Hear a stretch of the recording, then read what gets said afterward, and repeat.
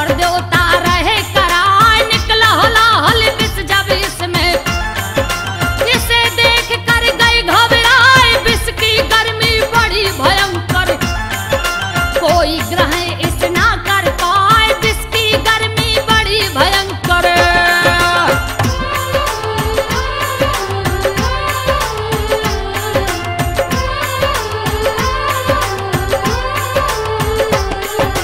तब विष्णु भगवान ने भक्तों से शंकर को लिया बुलाए, शिव ने हलाहल विष को अपने कंठ में धारण किया, बताए हुआ कंठ शिव जी का नीलो, नीलकंठ बोतों के हिलाए, असर हुआ विष की गर्मी को, शिव शंकर विचलित हो जाए, ठंडी करने विष की ज्वाला, तीन लोक शिव जी डोले, राम नाम की जगह वो मुख से, भोलेनाथ बम बम बोले, विष की गर्मी शांत करे हम, सभी देवता करे विचार, विष्णु कहे विष की गर्मी को, गंगा जल से होए उतार, लाए देवता गंगा जल फिर, शिव के शीश पे रहे चढ़ाए, लाए देवता गंगा जल फिर। हे हरिहर विष्णु जी, भोलेनाथ पर हलाहल विष की गर्मी चढ़ी हुई है और वो उसे शीतल करने का उपाय ढूंढ रहे हैं। कृपया हमें आप उपाय बताएं, इस गर्मी का कैसे निवारण होगा? हे ब्रह्मा जी, आप भोलेनाथ के शीश पर अधिक से अधिक गंगा जल चढ़ाएं, जिससे हलाहल विष की गर्मी शांत हो जाएगी। यही सबसे श्रेष्ठ उपाय है।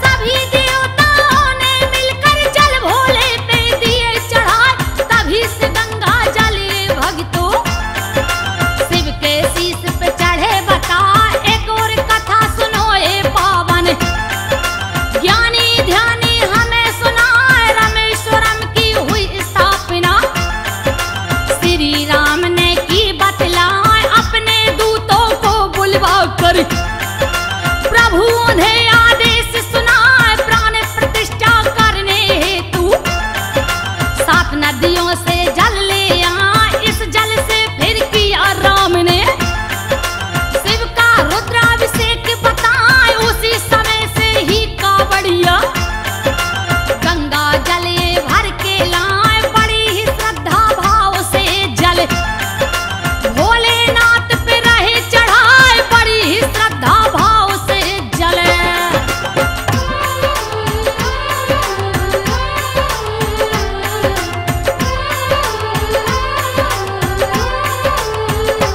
आदिकाल से परंपराएं चली जो अब तक चलती जाए, आशुतोष भगवान की कावड़ भक्त बड़े आदर से लाए, पहले कावड़ कौन हिलाया, रोचक किस्सा तुम्हें सुनाए, मेरठ जिले में ग्राम पुराही, यहाँ की महिमा तुम्हें बताए, पहले यहाँ पर कजरी वन था, जिसकी भूमि बड़ी महान, इस वन में ही सुन लो भक्तों, ऋषि जमदाग्नि थे विद्वान, ऋषिवर की थी पत्नी रेणुका, जो सुशील गुणवती कहाय, कच्चा घड़ा बुली कर निस दिन, हिंडन नदी से जल बोला, इस जल को कर शिव पर अर्पण, महादेव को शीश नवाए, इस जल को कर शिव पर अर्पण। सुनो प्रिय रेणुका, हम किसी जरूरी कार्य से कहीं जा रहे हैं। हमारे आने तक तुम ये आश्रम छोड़कर कहीं नहीं जाना।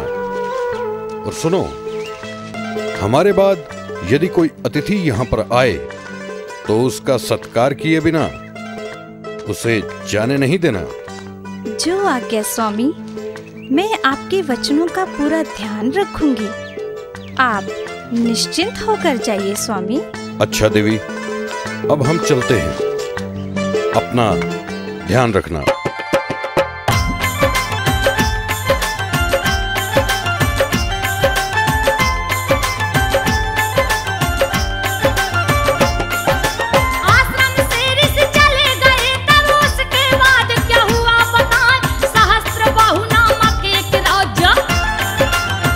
शिकार वो खेलन आए, वन में भटकते सांझ हो गई।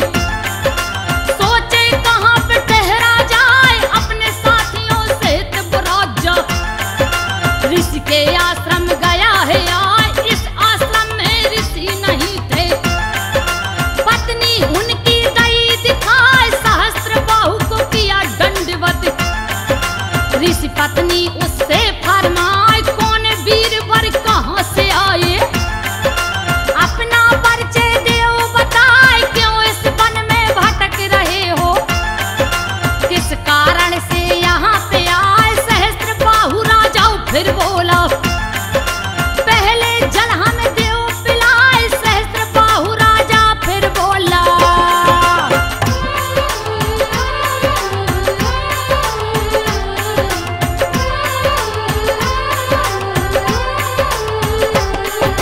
शीतल जल फिर रेणु को लाई, जल पी के राजा हर्षाए।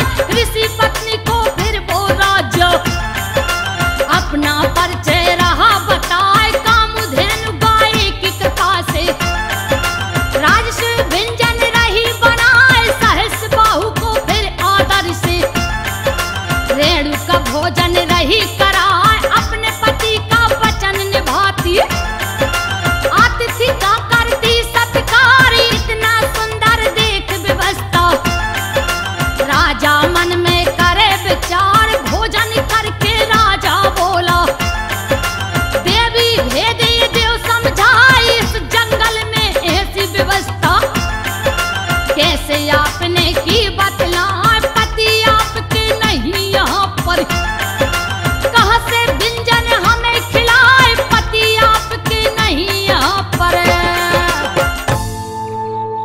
महाराज, ये सब कामधेनु गाय की कृपा से ही हुआ है। मेरे पति जमदग्नि ऋषि जी किसी कार्य से बाहर गए हुए हैं, उन्हीं के आदेश से मैं आपकी सेवा सत्कार कर रही हूँ। और फिर मैं आपको बता चुकी हूँ कि ये सारे व्यंजन मैंने कामधेनु गाय की कृपा से ही बनाकर आपको परोसे हैं। सुनो देवी, ये गाय हमें दे दो। नहीं, मेरे पति यहाँ नहीं हैं। उनसे बिना पूछे ये गाय मैं तुम्हें नहीं दे सकती। अगर तुम नहीं देती तो इस गाय को बलपूर्वक यहाँ से ले जाएंगे। साथियों, ले चलो इस गाय को।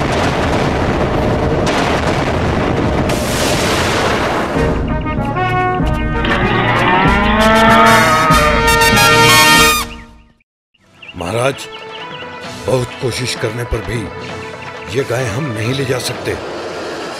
ये तो कभी लात मारती है और कभी सींग मारती है। अच्छा, तो हम देखते हैं। अरे, ये तो बहुत शक्तिशाली गाय है। चलो फिर इस ऋषि पत्नी को ही ले चलते हैं। नहीं, नहीं नीच, मैंने तुम्हारा सत्कार किया और तुम मेरे साथ ऐसा व्यवहार करते हो। जो वस्तु हमें पसंद आ जाती है उसे हम बलपूर्वक ले जाते हैं। छोड़ो मुझे, कहाँ ले जा रहे हो? चल चल सहस्त्रबाहु के साथ। नहीं, छोड़ दो मुझे, मैं कहीं नहीं जाऊंगी।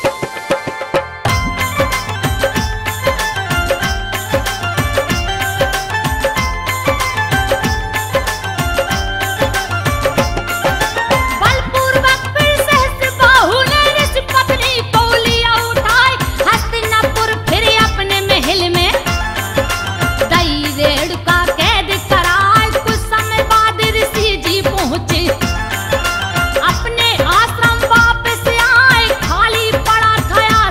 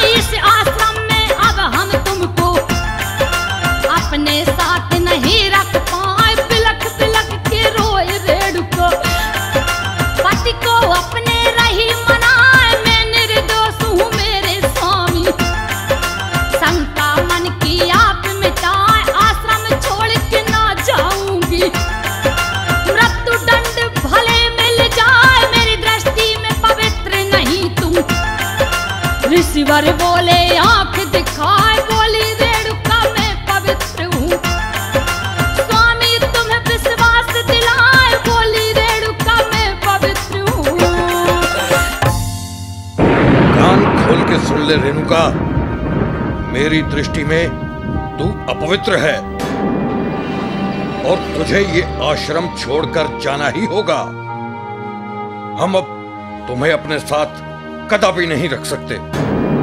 स्वामी, अगर आपको मुझ पर विश्वास नहीं है तो आप मुझे अपने हाथों से मार दें, ताकि पति के हाथों मरकर मुझे मोक्ष प्राप्त हो। जीते जी मैं इस आश्रम को छोड़कर कहीं नहीं जाऊंगी स्वामी, कहीं नहीं। तो ठीक है, हम तुझे मृत्युदंड अवश्य देंगे।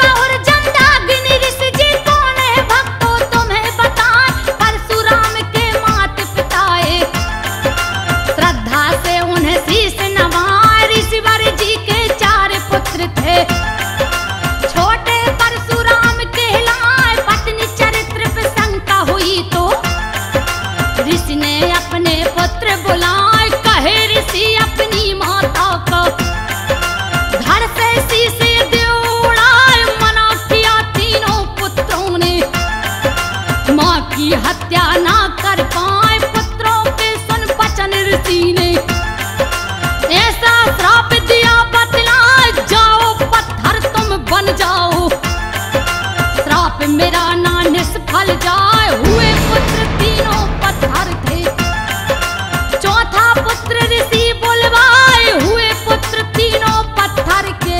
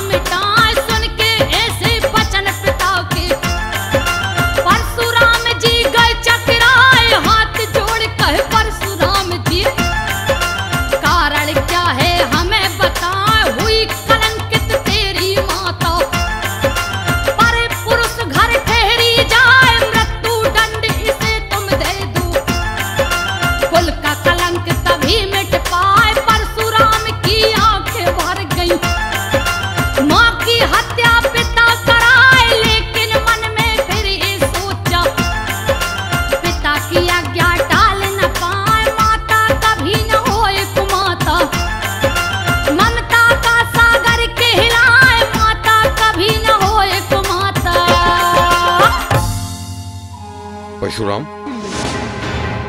तुम क्या सोच रहे हो? क्या पिता की आज्ञा का पालन नहीं करोगे? हे पिताश्री, आपकी आज्ञा का पालन करना मेरा परम धर्म है। मैं आपकी आज्ञा कैसे टाल सकता हूं? तो फिर क्या देख रहे हो? जाओ, तुम अपनी उस कलंकित माता का सर धड़ से अलग कर दो।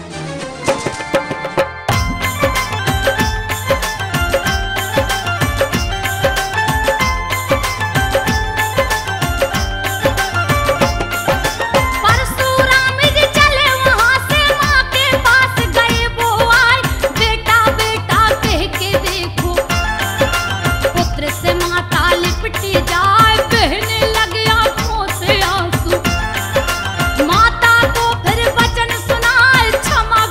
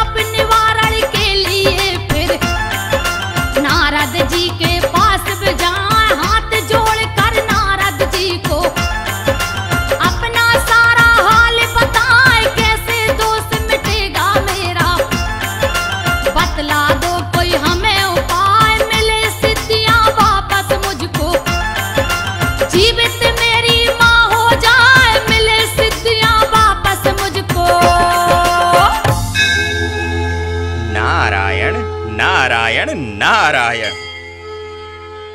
परशुराम जी, तुमने माता हत्या करके ठीक नहीं किया।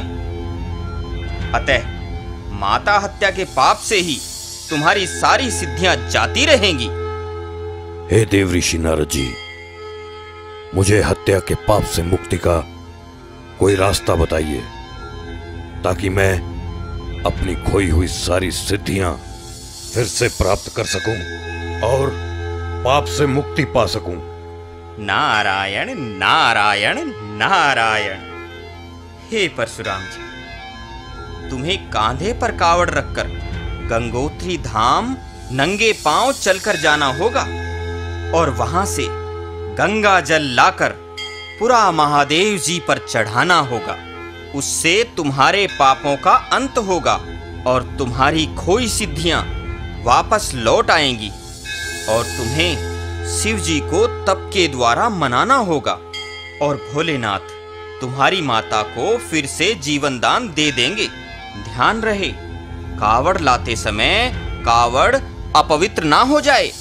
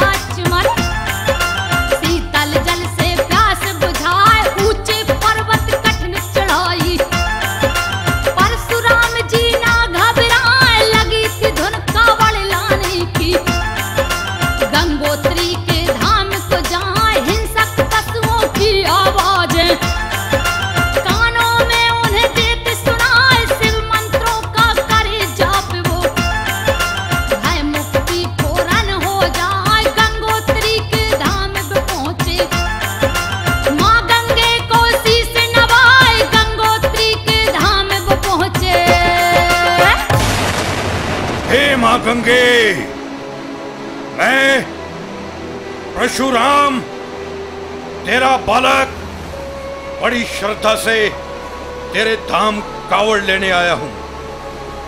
तेरे पावन जल को मैं ले जाकर पूरा महादेव जी पर जाकर श्रद्धा से चढ़ा सकूं। मुझे आशीर्वाद दे और शक्ति दे। जय मां गंगे, हर हर गंगे।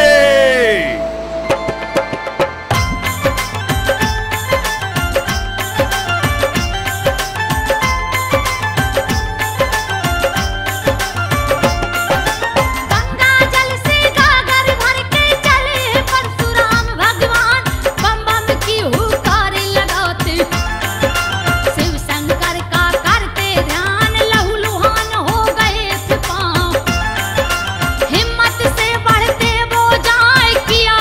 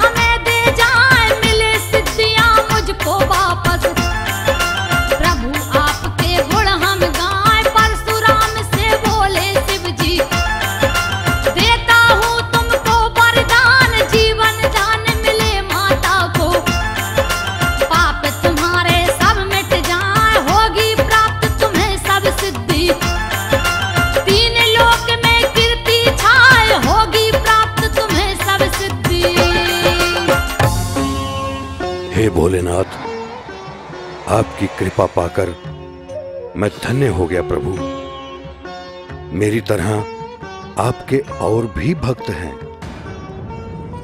उनके भी संकट दूर करने का उपाय आप ही बताएं प्रभु। जो आपकी तरह श्रद्धा भक्ति से मेरी कावड़ लाएगा और मेरे इस स्थान पूरा महादेव पर चढ़ाएगा, उसे वही फल प्राप्त होगा जो तुम्हें प्राप्त हुआ है। मैं अपने भक्तों को कभी निराश नहीं होने दूंगा। और सुनो, ये फरसा हम तुम्हें प्रदान करते हैं। युद्ध के समय इसे प्रयोग करोगे तो सदा विजयी होोगे। तुम्हारी माता जीवित होगी, ये वचन देता हूं। तथास्तु।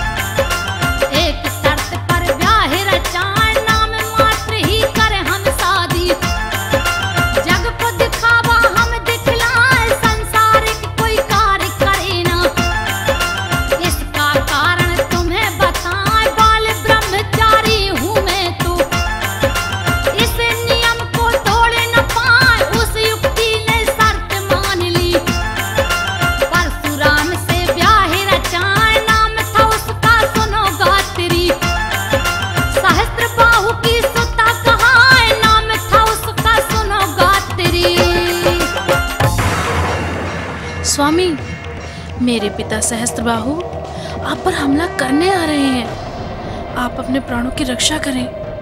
क्या सहस्त्रबाहु वो मेरे पिता का दुश्मन जो मेरी माता को जबरदस्ती आश्रम से ले गया था, आज मैं उसे जीवित नहीं छोड़ूंगा। अरे ओ कायर, हिम्मत है तो आ, मुझसे युद्ध कर। आज तू जीवित नहीं जाएगा दुष्ट। ले मेरा वार झेल।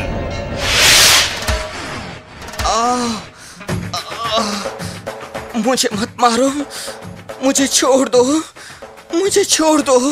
ये भगवान शिव का फरसा है, इसका वार कभी खाली नहीं जाएगा।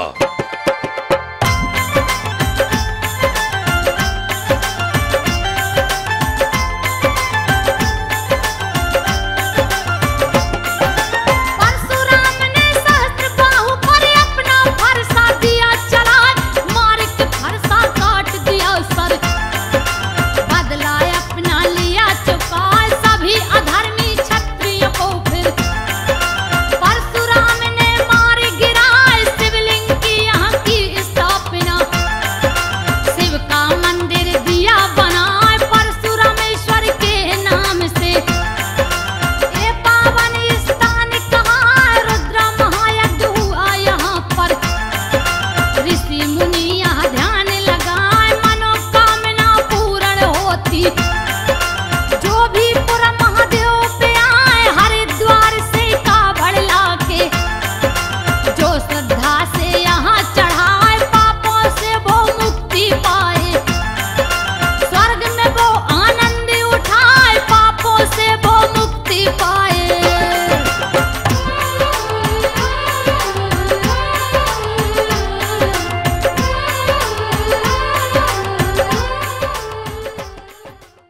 प्यारे भक्तों, सावन महीने में एक कांवड़िया बाबा धाम कांवड़ चढ़ाने गया।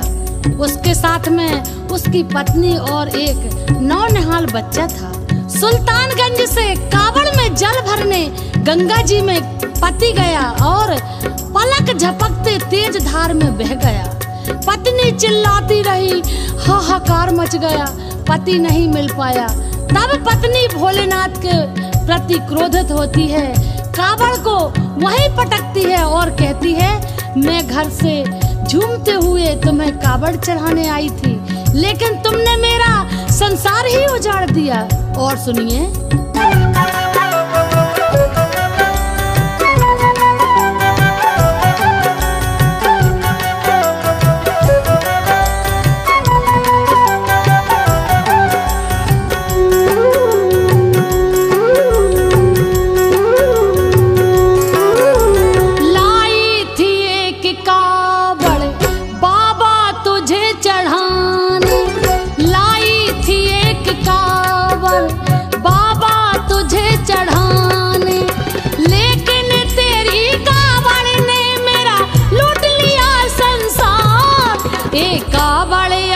संभालो हे शिव शंभू त्रिपुरार। ये कावड़ अपनी संभालो हे शिव शंभू त्रिपुरार।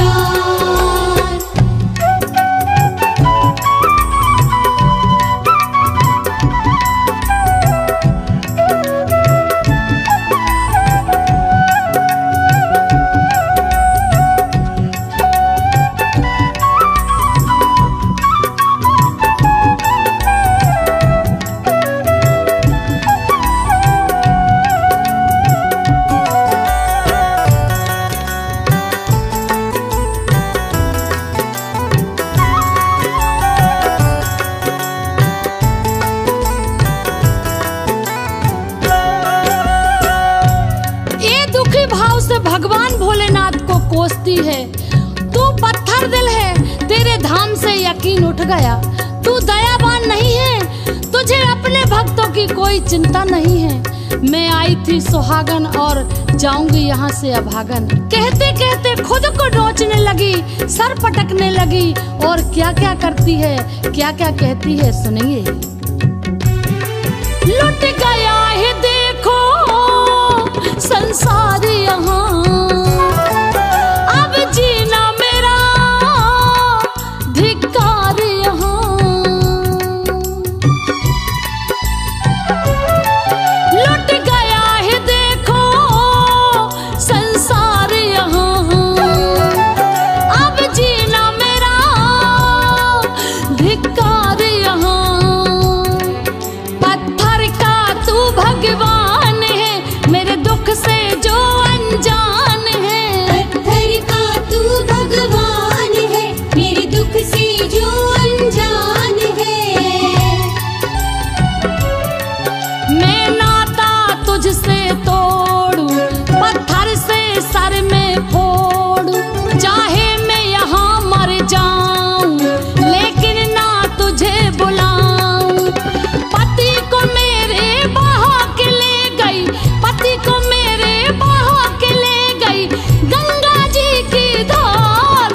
ये कावड़ अपनी संभालो हे शिव शंभू त्रिपुरार। ये कावड़ अपनी संभालो हे शिव शंभू त्रिपुरार।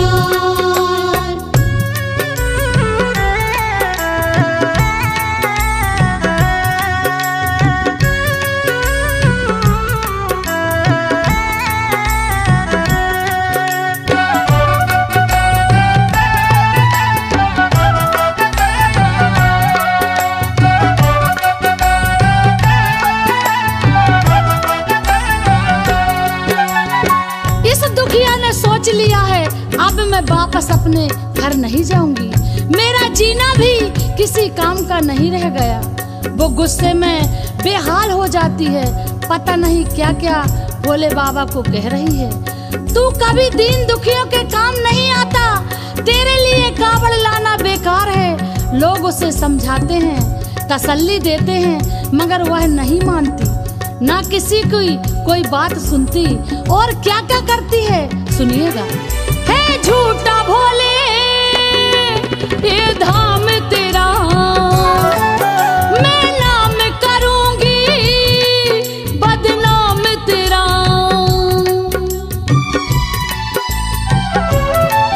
है झूठा भोले ये धाम तेरा, मैं नाम करूंगी बदनाम तेरा। दुखिया को कोई छुपाता है, हर कोई उसको समझाता है। दुखिया को कोई छुपाता है, हर कोई उसको समझाता है। वो कपड़े तन के फाड़े, बालों को अपने नोचे, कावड़ को पटक रही है, सिंदूर भी अपना पोंछे। झूठा तेरा नाम है, झूठा तेरा नाम है, और झूठा तेरा दरबार। एक कावड़ अपनी संभालो हे शिव शंभू त्रिपुरारी। ये कावड़ अपनी संभालो हे शिव शंभू त्रिपुरारी।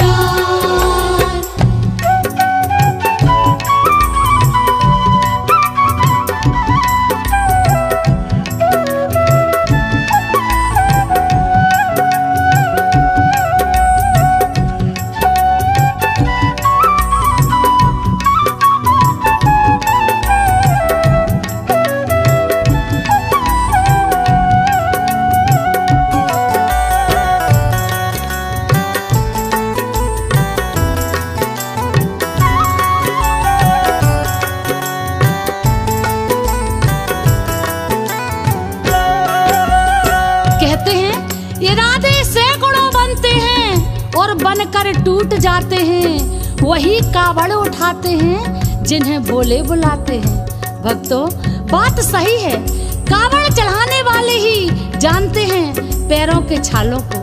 इस दुखिया के भी पैरों में छाले हैं। भूख प्यास से शरीर कुम्हला गया है, कंठ जल रहा है, बाल बिखरे हुए हैं, कपड़े फटे हुए हैं। चलते चलते राह में बार बार गिर पड़ती है। तभी एक संत की इस पर नजर पड़ी, उन्हें दया आई। उन्होंने बुलाया, बेटी कौन हो, कहाँ जा रही हो? वो क्या कहती है, सुनिएगा। पैदल चलने से कुम्हलाया बदन, है पाँव में छाले, आँखों में जलन।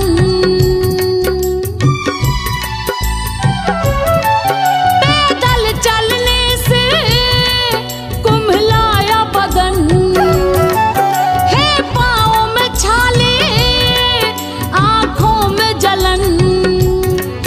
एक संत की उस पर पड़ी नजर, दुख हर लेंगे भोले शंकर। एक संत की उस पर पड़ी नजर, दुख हर लेंगे भोले शंकर। रोते रोते वो बोली, मेरा तो भाग्य फूटा, भोले का नाम न लेना, उसने सुहाग ही लूटा। गिरी और बेहोश हो गई, गिरी और बेहोश हो गई, मच गई चीख पुकार। एक बड़े अपनी संभालो हे शिव शंभू त्रिपुरारी। ये कावड़ अपनी संभालो हे शिव शंभू त्रिपुरारी।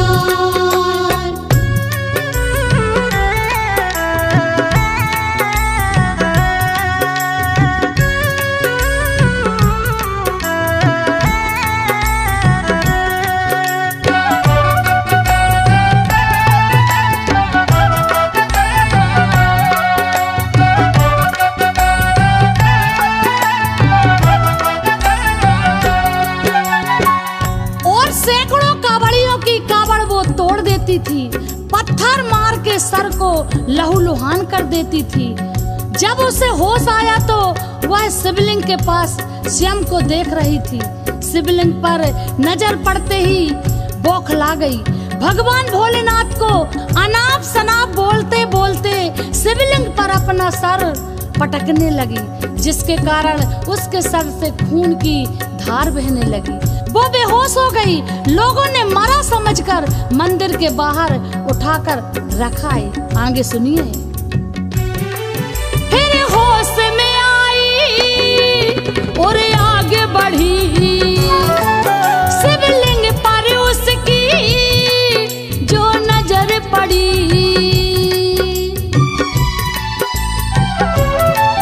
फिर होश में आई और आगे बढ़ी, शिवलिंग पर उसकी जो नजर पड़ी।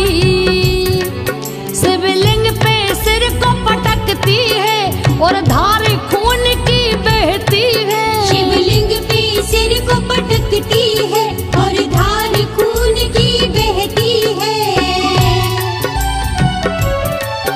लोगों ने उसको देखा, ना जिंदा समझ में आए, बाहर मंदिर के लाकर कोने में कहीं लिटाए। तू आंख खोल के देख जरा, तू आंख खोल के देख, सुनी आवाज धमाकेदार। हे कावड़ अपनी संभालो, हे शिव शंभू त्रिपुरारी। ये कावड़ अपनी संभालो, हे शिव शंभू त्रिपुरारी।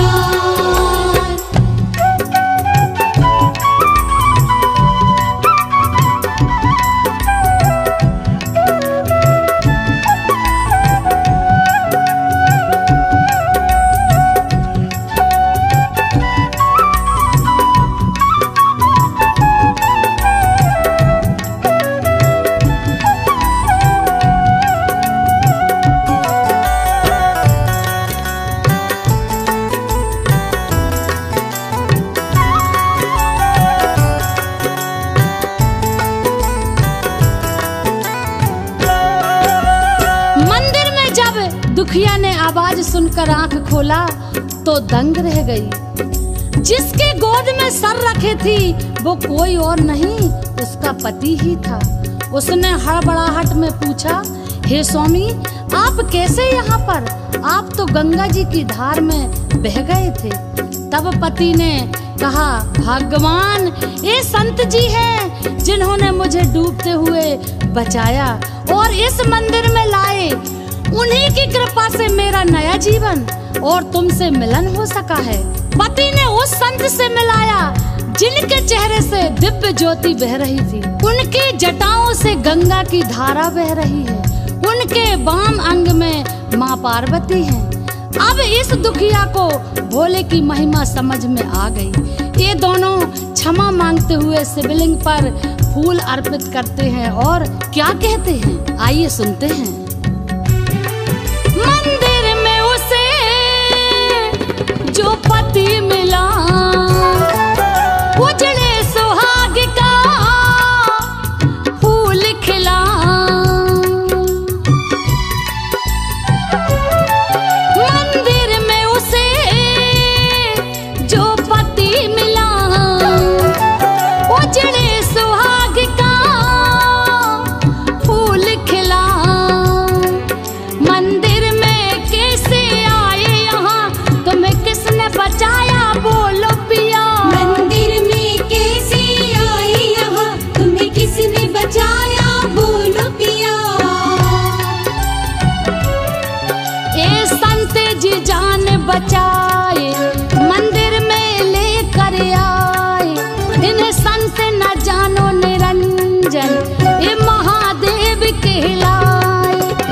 यहाँ अभागन बनी सुहागन, यहाँ अभागन बनी सुहागन, संजो हुआ चमत्कार।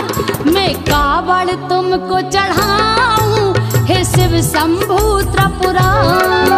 मैं कावड़ तुमको चढ़ाऊं, हे शिव शंभू त्रिपुरारी। लाई थी एक कावड़ बाबा तुम्हें चढ़ाने, लाई थी एक कावड़ बाबा तुम्हें चढ़ाने। बोले तेरी कावड़ ने मेरा बचा लिया संसार। मैं कावड़ तुमको चढ़ाऊं, शिव शंभू त्रिपुरार। मैं कावड़ तुमको चढ़ाऊं हे शिव शंभू त्रिपुरार। मैं कावड़ तुमको चढ़ाऊं हे शिव शंभू त्रिपुरार। मैं कावड़ तुमको चढ़ाऊं हे शिव शंभू त्रिपुरार।